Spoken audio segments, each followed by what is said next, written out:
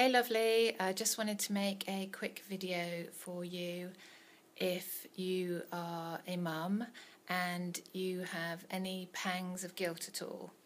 And I'm at work at the moment and I thought this would be very appropriate because working for me as a mum used to be a huge source of guilt. And in fact, I used to drop my little boy off at nursery when he was about 6 months old and just cry all the way to work because I felt so shockingly awful about leaving him. And so this video today is really the first of 3 videos, and it's telling you why guilt is so bad, as if you didn't need to know that already. Firstly, guilt is bad because it just makes you feel so rubbish.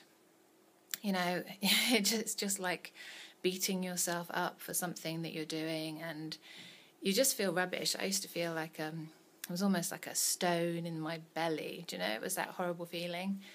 So it feels bad for starters. And the next point is that guilt stops you from being present. So if, like me, you feel guilty when you go to work, you might be sat at work thinking about your little baby or child that you've left behind, and you're not really present because you're too distracted thinking about how bad you feel and your child and what you've done and all the rest of it. And then, ironically, when you go home, because you haven't been present at work, you can actually be thinking, do you know what, I didn't do my best at work and I wasn't really focused. And so it impacts both parts of your life. And the third reason, which is really the big one for me, is that it can affect your parenting skills so much, well, your judgment really, so badly. And I'll give you some examples that I've done, all of these. So number one is you spoil your children, as in their behaviour. So you've been out all day, you come home and they're like, oh mum, we haven't seen mummy, we haven't seen you all day. Please, can we watch XYZ film, or can we stay up? And you think, oh, I feel bad, I haven't been with them. Of course you can, darling. And so you probably do things that you wouldn't normally do, you know, with your normal parenting head on. You'd be like, no, you have to go to bed at certain times, 7 o'clock or 8 o'clock or whatever. But because you've got your guilty head on, you're a bit more lenient, a bit more lax. And I'm not against little treats, but it can become a habit. And number 2 is that you can spoil them with things. This is another one I did. I used to go to work and I'd say, oh, I'll bring you back something nice. And I used to pop in and get them like a Scooby-Doo magazine or something. And then it got to the point where they would say to me, oh, will you get me a magazine? And I'd be, okay. And then a bit further down the line, I'd get home and they go, where's my magazine, or where's my toy, or where's my sweets, or whatever. And I'm like, hang on a minute, you know, I'm the treat. No, you can't expect something every time I go to work, so it does backfire. You can also find yourself doing too much. So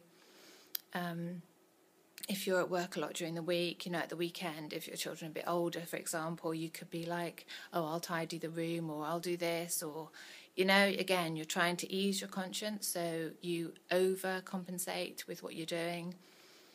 And that's not good, because we're trying to teach our children to grow up and be independent and to be helpful and, you know, look after their own stuff. And if you're doing it all, that's not going to work.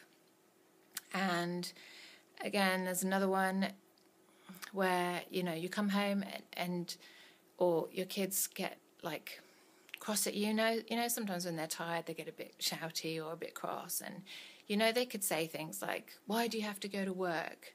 Wow, is that a guilt trip or whatever? But it's possible that you could then kind of, you like bounce it back at them because you don't want to have that guilt. So you could sort of go, well, you know, I go to work so that we can live in this lovely house, so that we can go on holidays. You know, you're transferring the guilt back to them, and, you know, they're kids. It's not really fair. But again, that's another thing that happens when you feel guilty. So the upshot of this video is guilt is really bad for you. I hope you've got the gist of that from this video. And in the next video, I will be telling you how to not feel guilty. And I can say for myself that I haven't felt guilty for years, 2-3 years, and it is amazing. It's amazing. When I think of how much I used to beat myself up all the time, being guilt-free is just, well, it's like walking on feathers, I guess, in comparison to the stones I was carrying in my rucksack before. So what I'd like you to do is watch out for the next video, and if you can't wait, if you go to my website, which is www.happyworkingmum.com, you can download the chapter on my book, which is all about getting guilt-free. So you could download that now and get reading, or else watch out for the next video. Okay, thanks for watching. See you soon. Bye.